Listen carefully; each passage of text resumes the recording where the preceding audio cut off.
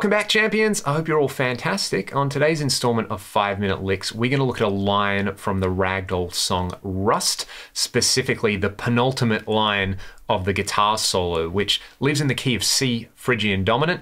Technically, this is a C altered dominant line, but I definitely wasn't thinking C altered dominant when I did it.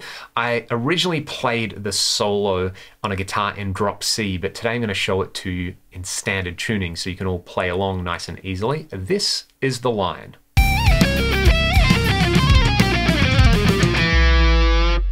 Let's get into that. And I said C altered dominant at the start. I will do my best to explain why I'm using that particular piece of language as we go, but let's get started with the first line, which is a diminished 7th arpeggio with a nice little slide up.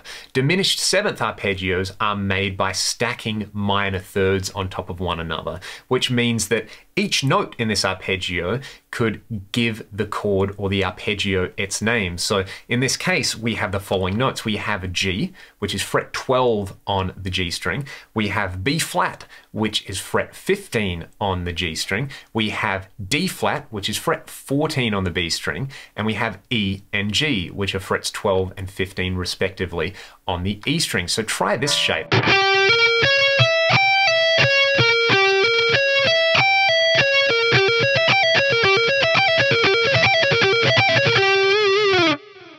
Okay, so they are the notes of that diminished 7th arpeggio, whether you call it E, G, B flat, or D flat diminished 7th.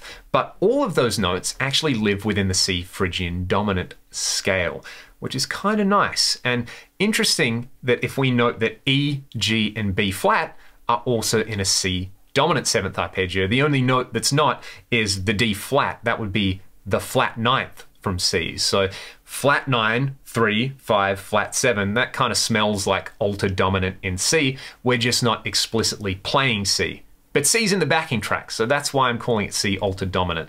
This all sounds like French. Don't worry about it too much. Practice that little sweep shape, and then you can also practice it by sliding from fret 15 to 18 and back and descending, which is the actual line. So it's this.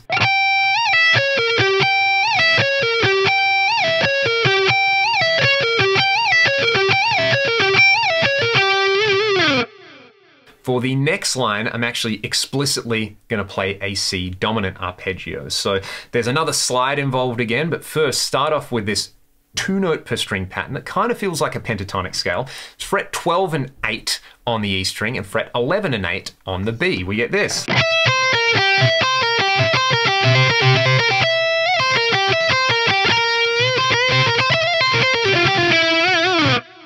See what I mean about it sounding like a pentatonic? It's actually coming from a dominant pentatonic again, which is hidden within this Phrygian dominant mode. Phrygian dominant is very, very versatile. I love it. But if you slide from fret 12 to fret 15 there, that's just kind of going to lean into that little thematic thing that I started with the first arpeggio, and we get this.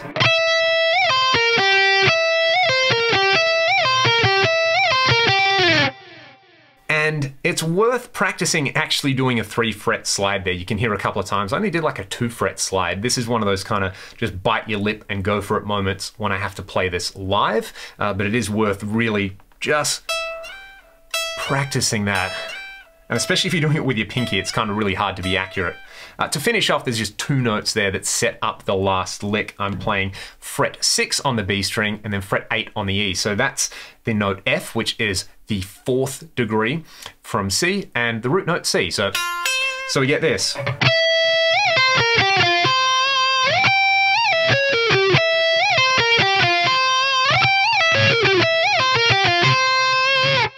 Again, really nice and slippery.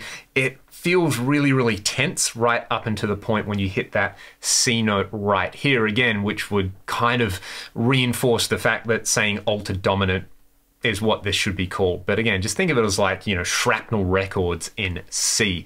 So that's this week's 5-minute licks. I really hope you enjoyed that particular line. And if you want to practice this lick over that backing track, come and join the Discord server where every month we are putting together a jam with all the users on the Discord server. And this month's jam is taking place over this particular backing track. So you can practice up some of these ideas, and we're all talking about Phrygian dominant and related things in the practice channel there. Alternatively, if you want access to a whole bunch of tab backing tracks and extra lessons, which I don't get time to cover on the channel, you can support me on Patreon from as little as $1 a month. There is a link in the video description. Thanks so much for watching the video. I'll see you all next time.